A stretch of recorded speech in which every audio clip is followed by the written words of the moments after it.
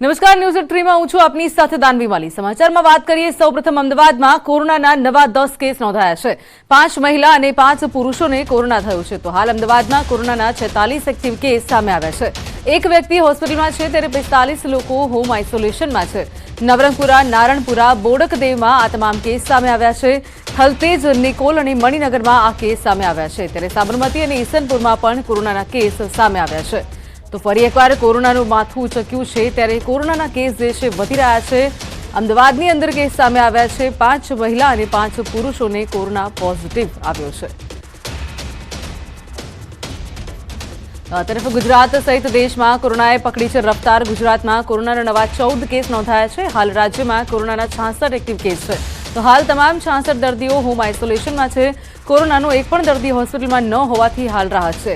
તો દેશમાં કોરોનાના નવા 702 કેસ નોંધાયા છે। હાલ દેશમાં કોરોનાના 4097 એક્ટિવ કેસ સામે આવ્યા છે। તો કોરોનાના નવા વેરિયન્ટ JN1ના 35થી વધુ કેસ ગુજરાતમાં છે। ગઈકાલની વિગત પ્રમાણે દેશમાં નવા વેરિયન્ટના સૌથી વધુ કેસ ગુજરાતમાં સામે આવ્યા છે। બીજી બાજુ ગુજરાત સહિત દેશમાં વકર્યો છે કોરોનાના કેસ પર બોલ્યા છે ઋષિકેશ પટેલ। JN1ના 36 જેટલા કેસ ગુજરાતમાં નોંધાયા છે।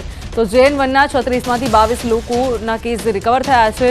JN1ના હાલ 14 કેસ હોમ આઇસોલેશનમાં છે। આ તમામ કેસોનું જીનોમ સિક્વન્સિંગ કરાય છે ત્યારે અન્ય રાજ્યમાં આ વ્યવસ્થા છે કે નહીં તે એક પ્રશ્ન છે। તો ગુજરાતમાં કોરોનાનો વ્યાપ ચિંતાજનક નથી। રાજ્યમાં હાલ કોરોનાના 2 દર્દી જ હોસ્પિટલમાં છે। તો કોરોના પોઝિટિવનો દર ખૂબ ઓછો છે। ભારતમાં કુલ કોવિડના 4093 જેટલા કુલ કેસો છે।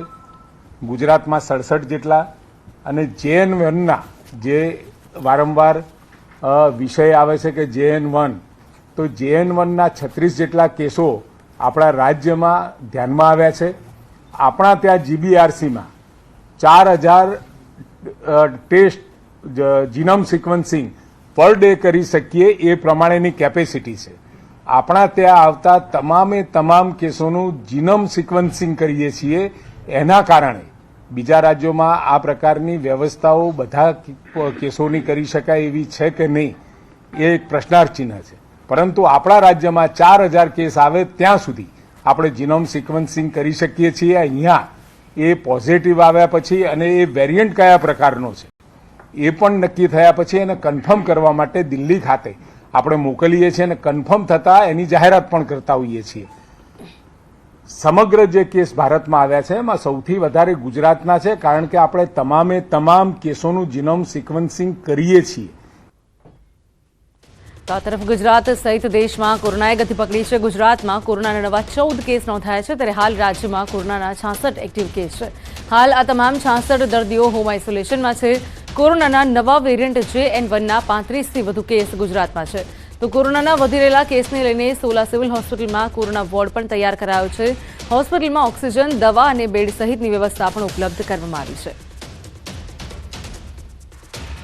સોલા સિવિલની વાત કરીએ તો લગભગ અત્યારે અમારી હોસ્પિટલમાં કોરોનાનું હાલ કોઈ પણ દર્દી દાખલ છે નહીં અને જો કોરોનાના જે નવા વેરિયન્ટના કોઈ પણ લગભગ માઇલ્ડ પ્રકારનો વેરિયન્ટ છે અને કોઈ પણ પ્રકારનો એવો કેસ આવશે તો અમારા હોસ્પિટલમાં ડૉક્ટરો, પેરામેડિકલ સ્ટાફ, નર્સિંગ સ્ટાફ એના ટેસ્ટિંગ માટે, ટ્રીટમેન્ટ માટે, સારવાર માટે સજ્જ છે અને બધી જ વ્યવસ્થા અમારે ત્યાં અવેલેબલ છે। કોરોનાના કેસ સતત વધી રહ્યા છે અને નવો વેરિયન્ટ એટલે કે JN.1ના કેસ પણ વધી રહ્યા છે ત્યારે લોકોએ તકેદારી રાખવી જોશે। તંત્ર દ્વારા તૈયારી કરી લેવામાં આવી છે કે સોલા સિવિલ હોસ્પિટલ છે કે જ્યાં અલગ વોર્ડ છે તે તૈયાર કરી દેવામાં આવ્યો છે। જે રીતે કેસ વધી રહ્યા છે તેને લઈ તંત્રએ ઓક્સિજન હોય, દવાનો જથ્થો છે, બેડ છે તેની વ્યવસ્થા કરી રાખવામાં આવી છે। પરંતુ એક વાત સારી છે કે જે કોરોનાનો નવો વેરિયન્ટ છે તેના કારણે લોકોને શરદી, ઉધરસ, તાવ થઈ રહ્યો છે પરંતુ હોસ્પિટલમાં એડમિટ થવાની જરૂર પડતી નથી। પરંતુ તેમ છતાં તંત્ર દ્વારા છે તે તૈયારી કરી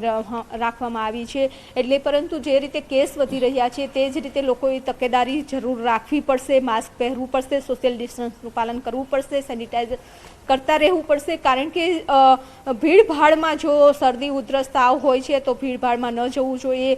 સાથે જ પરિવાર સાથે પણ રહો છો તો શરદી, ઉધરસ, તાવ છે તો તેમનું પણ જે ટેસ્ટ છે તે કરી લેવો જોઈએ। જો કે સોલા સિવિલ હોસ્પિટલમાં અત્યારે એક પણ દર્દી દાખલ નથી કોરોનાનો, અને જે પણ દર્દીઓ આવતા હોય છે તે એડમિટ થતા હોય છે ત્યારે કોરોના ટેસ્ટ છે તે કરવામાં આવી રહ્યો છે. તો અમદાવાદ મ્યુનિસિપલ કોર્પોરેશનના હેલ્થ અર્બન સેન્ટરોમાં પણ ટેસ્ટિંગની વ્યવસ્થા છે તે શરૂ કરવામાં આવી છે કે જેના કારણે લોકો છે તેને થોડા પણ લક્ષણો દેખાય તો ટેસ્ટ કરી શકે. એટલે કે લોકો હવે ભીડભાડમાં જાય છે તો માસ્ક પહેરવું જોઈએ. કેમેરામેન નિલેશ સોસા સાથે વિપુ પટેલ, ન્યૂઝ 18 ગુજરાતી, અમદાવાદ.